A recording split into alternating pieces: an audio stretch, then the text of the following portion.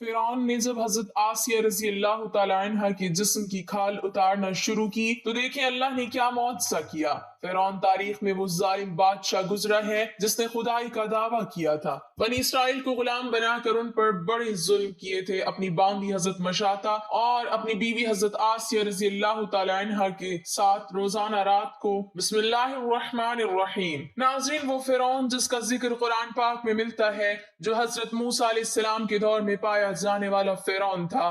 फिरौन बदबख्त का ताल्लुक कबीला कुप्तिया से था और उसकी उम्र 400 साल थी। इस 400 साल की उम्र में ना वो कभी बीमार हुआ और ना ही कभी उसके सर में दर्द हुआ और ना ही कोई दुश्मन उस पर गालिब आ सका। उसका चेहरा तांबे की तरह चमकता था।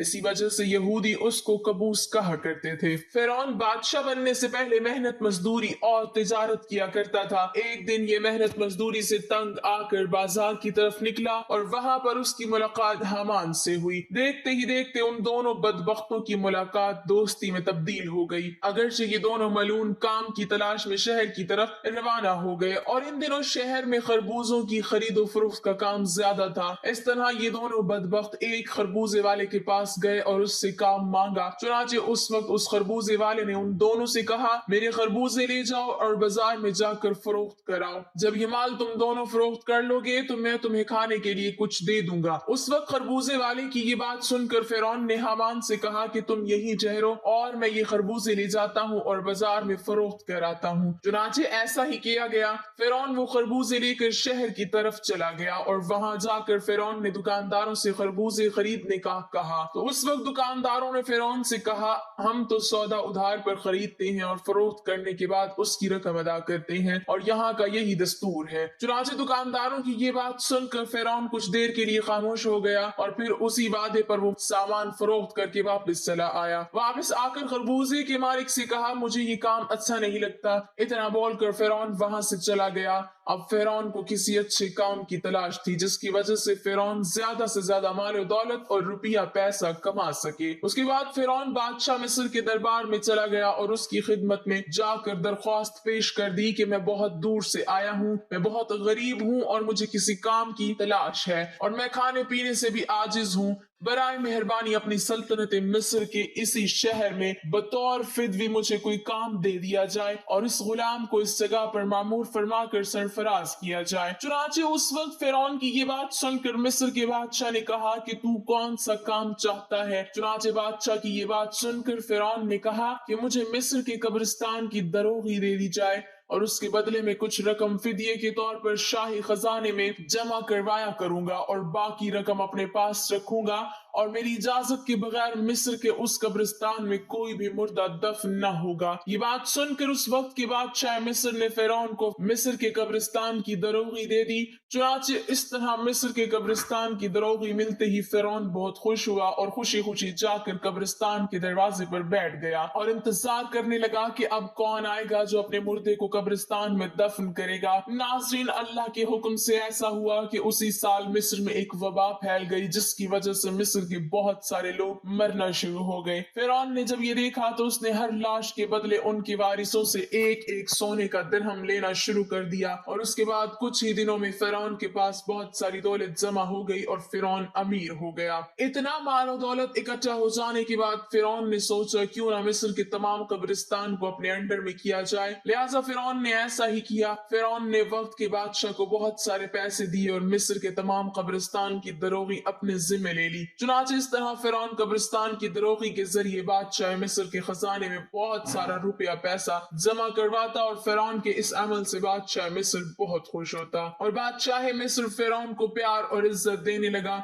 चुनाचे उसी दौरान अल्लाह के हुक्म से ऐसा हुआ कि उस वक्त मिस्र का वजीर मर गया और चूंकि फिरौन उस वक्त बादशाह मिस्र का बहुत ज्यादा करीब बंदा बन चुका था, लिहाजा मिस्र के बादशाह ने फिरौन ही को मिस्र का वजीर मुकर्रर कर दिया। इक्तदार मिलते ही फिरौन इक्तदार के नशे में बदमस्त हो गया اور اس نے اپنے بدبخت دوست حامان کو بھی اپنے پاس بلوا لیا۔ اس وقت فرعون اپنے دوست حامان سے کہنے لگا کہ میں چاہتا ہوں کہ میں خدائی کا دعویٰ کروں اور ساری مخلوق مجھ کو خدا مانے اور میری عبادت کرے۔ فرعون کی یہ بات سن کر حامان بہت حیران ہو گیا، اور حامان فرعون سے کہنے لگا کہ اگر تو خدائی کا دعویٰ کرنا چاہتا ہے تو سب سے پہلے بنی اسرائیل کی تمام مخلوق کو اپنے ہاتھ میں لے لے اور ان کے دل میں اپنی محبت پیدا کر۔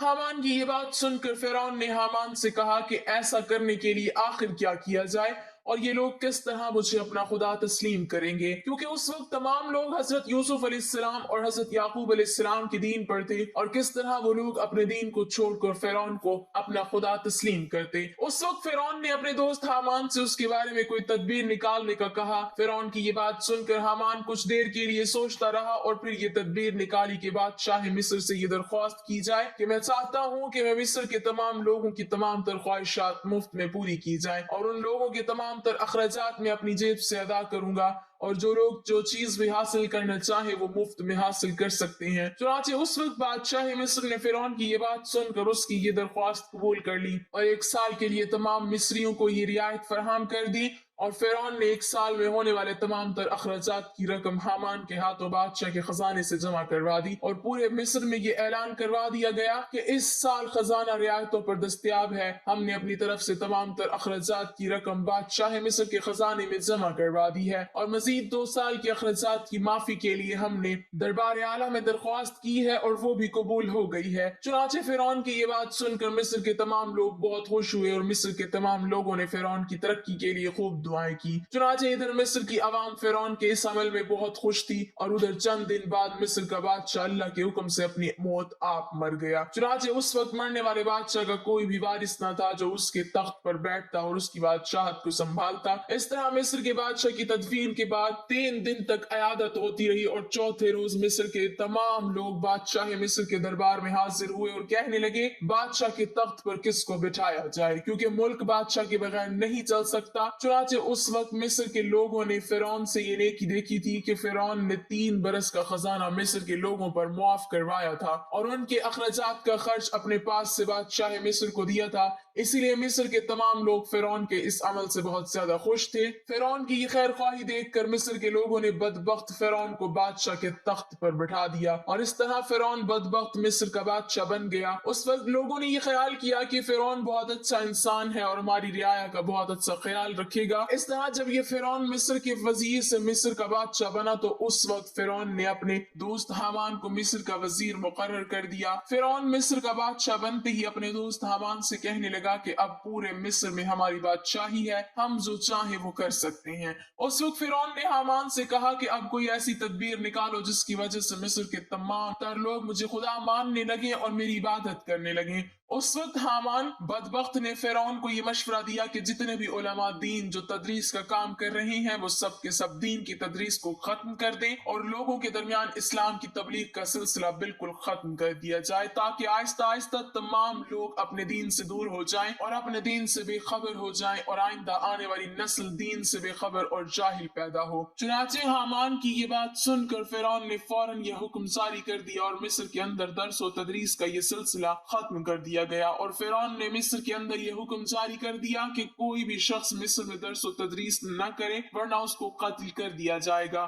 فرعون بادشاہ کا یہ حکم سنتے ہی درس و تدریس کا یہ سلسلہ ختم کر دیا گیا، اور مصر کے لوگوں نے بالکل پڑھنا لکھنا چھوڑ دیا۔ چنانچہ اس طرح درس و تدریس کا سلسلہ ختم ہونے کے بعد وقت گزرتا گیا، اور وقت کے ساتھ ساتھ تمام لوگ جاہل بن گئے اور علم سے دور ہو گئے، اور اپنے حقیقی خدا اللہ تعالیٰ کو بالکل ہی بھول گئے۔ اس وقت مصر کے لوگوں کی یہ حالت ہو گئی کہ وہ جانوروں کی طرح جاہل بن گئے۔ اس وقت فرعون نے تمام مصر کے لوگوں کو یہ حکم جاری کیا کہ مصر کے تمام لوگ اپنے اپنے گھروں میں بت بنا کر اس کو سجدہ کیا کریں اور اس کی پوجا کیا کریں۔ چنانچہ فرعون کا یہ حکم پاتے ہی ایک قوم جو اس وقت کثیر تعداد میں تھی، انہوں نے بتوں کی پوجا کرنا شروع کر دی، اور آہستہ آہستہ یہ بت پرستی بڑھتی چلی گئی، اور یہ سلسلہ 20 سال تک جاری رہا۔ اور پھر اس کے بعد فرعون نے مصر میں یہ اعلان کروایا، اور اس اعلان میں یہ الفاظ لوگوں کے کانوں تک پہنچائے، جس کا ذکر قرآن پاک میں یوں ملتا ہے: اور پس لوگوں کو جمع کیا اور لوگوں سے کہا کہ میں ہوں رب تمہارا سب سے بڑا اور بلند۔ ناظرین، اس طرح لوگ کئی سال تک بتوں کی پوجا کرتے رہے۔ جب لوگ مشرک اور بت پرست بن گئے تو اس وقت فرعون نے یہ حکم جاری کیا کہ اپنے گھروں میں موجود تمام بتوں کو توڑ دیا جائے اور مجھے خدا مانا جائے اور میری پوجا کی جائے۔ چنانچہ فرعون کا یہ حکم ملتے ہی تمام لوگوں نے ایسا ہی کیا۔ تمام قوم نے بتوں کو توڑ دیا اور فرعون کو پوجنا شروع کر دیا اور فرعون کو خدا ماننے لگے۔ لیکن قبطی قوم کے علاوہ کوئی دوسرا فرعون کو خدا نہیں مانتا تھا۔ قبطی قوم واحد ایسی قوم تھی جو فرعون کو اپنا خدا مانتی تھی اور باقی تمام لوگ اللہ کی وحدانیت پر یقین رکھتے تھے اور اللہ تعالیٰ کو خدا مانتے تھے۔ اسی وجہ سے فرعون قبطیوں پر بہت مہربان تھا اور بنی اسرائیل کے مسلمانوں پر طرح طرح کے ظلم و ستم کیا کرتا تھا، کیونکہ بنی اسرائیل کی قوم حضرت یوسف علیہ السلام کی دین پر تھی۔ اسی وجہ سے تو فرعون ان پر ظلم کرتا تھا۔ فرعون تاریخ میں وہ ظالم بادشاہ گزرا ہے جس نے خدائی دعویٰ کیا تھا، جس کی ظلم کی داستانوں سے تاریخ کے اوراق بھرے پڑے ہیں۔ بنی اسرائیل کو غلام بنا کر ان پر بڑے ظلم ڈھائے، باندھی اور اپنی بیوی حضرت آسیہ رضی اللہ تعالی عنہا پر ظلم کے پہاڑ توڑ کر ان کو شہید کر ڈالا۔ آخرکار اللہ تعالیٰ نے اس کو اس کے تکبر کے ساتھ دریائے نیل میں غرق کر دیا، اس کی حکومت کو نیست و نابود اور تہس نہس کر ڈالا اور رہتی دنیا تک کے لیے اس کو عبرت کا نشان بنا کر یہ ثابت کر دیا کہ تکبر کا انجام صرف بربادی ہے اور تکبر صرف اللہ کی چادر ہے۔ فرعون کی محل میں ایک عورت فرعون کی بیٹیوں کے بال سنوارا کرتی تھی۔ ایک بار وہ فرعون کی بیٹی کے بال سنوار رہی تھی کہ ان کے ہاتھ سے کنگھی نیچے گر گئی۔ جب وہ کنگھی اٹھانے لگی تو انہوں نے اللہ کا نام لیا۔ جب اس باندی نے اللہ رب العزت کا نام لیا تو وہ فرعون کی بیٹی سمجھ گئی کہ یہ تو میرے والد کو معبود نہیں مانتی بلکہ حضرت موسیٰ علیہ السلام کے اللہ پر ایمان رکھتی ہے۔ چنانچہ اس لڑکی سے پوچھا کہ کیا تم میرے والد کو خدا نہیں مانتی؟ اس نے کہا کہ ہرگز نہیں، میرا خدا تو وہ ہے جو حضرت موسیٰ علیہ السلام کا پروردگار ہے۔ جب لڑکی نے دو ٹوک جواب سنا تو وہ اٹھ کر اپنے باپ کے پاس گئی اور کہنے لگی کہ آپ کے محل میں آپ کی زیر سایہ رہنے والی عورت آپ کو تو خدا ہی نہیں مانتی۔ بیٹی کی باتیں سن کر فرعون غصے میں آ گیا۔ چنانچہ وہ کہنے لگا کہ میں دربار میں جا کر اس عورت کو ایسی سزا دوں گا کہ یا تو وہ موسیٰ علیہ السلام کے رب کو اللہ کہنے سے باز آ جائے گی یا پھر اپنی جان سے ہاتھ دھو بیٹھے گی۔ اب جب فرعون اپنے دربار میں پہنچا تو اس نے اس عورت کو اپنے پاس بلوایا اور کہنے لگا کہ دیکھو بھائی، تو موسیٰ علیہ السلام کے اللہ کو اللہ کہنا چھوڑ دو۔ وہ کہنے لگی کہ ہرگز نہیں۔ تو اس نے اس کو بڑا ڈرایا دھمکایا، مگر وہ کہنے لگی کہ اب تم جو کچھ کر سکتے ہو کر لو، میں پیچھے نہیں ہٹوں گی۔ ان کا یہ دلیرانہ جواب سن کر فرعون نے اسے اپنی انا کا مسئلہ بنا لیا۔ چنانچہ فرعون نے حکم دیا کہ اس کو زمین پر لٹا دیا جائے تو انہیں زمین پر لٹا دیا گیا۔ پھر حکم دیا کہ ان کے دونوں ہاتھ پاؤں میں کیلیں گاڑ دی جائیں۔ چنانچہ ان کے پاؤں میں کیلیں گاڑ دی گئی تاکہ وہ حرکت نہ کر سکیں۔ اسی دوران وزیر آیا اور اس نے فرعون سے کہا کہ اس کی ایک دودھ پیتی چھوٹی سی بچی بھی ہے، اگر اس کی بیٹی کو اس کے سامنے یہ قتل کر دو تو یہ اپنی مامتا سے مجبور ہو کر آپ کی بات مان جائے گی۔ اس کے بعد فرعون نے اس کی اس دودھ پیتی بچی کو گھر سے بلوایا،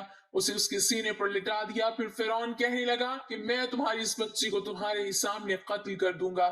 باندی فرعون کی اتنی بڑی دھمکی سن کر بھی یہ کہنے لگی کہ اب میرے دل میں اطمینان اتنا بھر چکا ہے کہ میں اپنی آنکھوں سے بیٹی کو خون میں لت پت تڑپتا تو دیکھ سکتی ہوں، مگر میں اپنے ایمان کا خون نہیں دیکھ سکتی۔ چنانچہ باندی کے سینے پر ہی اس کی معصوم بچی کی گردن کاٹ دی گئی۔ جب وہ بچی ٹھنڈی ہو گئی تو فرعون کہنے لگا کہ اب ہم تمہیں قتل کر دیں گے۔ تو وہ کہنے لگی تو جو مرضی چاہے کر لے، میں پیچھے نہیں ہٹوں گی۔ بالآخر اس ظالم نے اس کو بھی شہید کر دیا۔ اس کے بعد فرعون جب حضرت مشاطہ کو شہید کروا کر اپنے گھر پہنچا تو اپنی بیوی حضرت آسیہ رضی اللہ تعالی عنہا سے کہنے لگا کہ آج یہ واقعہ پیش آیا ہے کہ میں نے ایک عورت کو عبرتناک سزا دی ہے۔ اس کی بیوی نے اسے کہا ارے تیرا ناس ہو، تو نے ایک معصوم بچی کی جان بھی لی اور ایک بے گناہ عورت کا قتل کیا۔ فرعون کہنے لگا کہ میں نے اس کو اس لیے عبرتناک سزا دی ہے کہ وہ مجھے خدا نہیں مانتی تھی۔ یہ سن کر حضرت آسیہ رضی اللہ تعالی عنہا نے کہا کہ خدا تو میں بھی تجھے نہیں مانتی، بلکہ تو ایک عام انسان ہے۔ جب فرعون نے یہ سنا تو حیران رہ گیا، کیونکہ اسے حضرت آسیہ رضی اللہ تعالی عنہا سے بڑی محبت تھی۔ حضرت آسیہ رضی اللہ تعالی عنہا کو اللہ تعالیٰ نے بڑا حسن و جمال عطا کیا تھا۔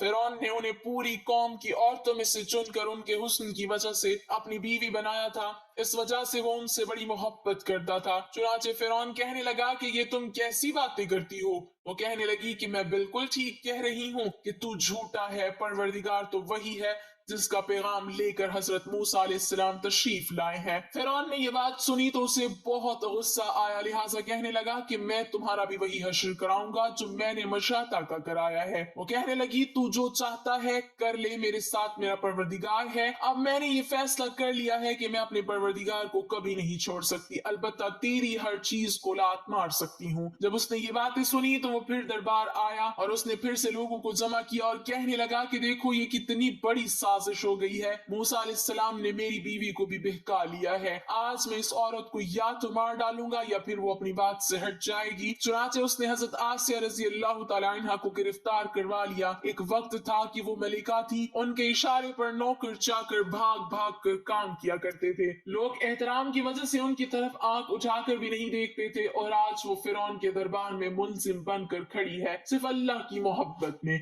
फिर फिरौन हजरत आसिया रजी अल्लाह तआला अन्हा से कहने लगा कि तू इतने आलीशान महल में रहती है, इतनी नेमतों में पली है और मैंने तुझे अपनी महबूबा बनाया, लेकिन मैं सब कुछ तुझसे छीन लूंगा। बेहतर ये है कि तू अब भी बाज आ जा और मुझे खुदा मान ले। हजरत आसिया रजी अल्लाह तआला अन्हा कहने लगी कि मैंने अब ईमान कबूल कर लिया है, इसलिए मैं अपनी बात से पीछे नहीं हट सकती। चुनाचे फिरौन ने फैसला कर लिया कि मैं इसे भी।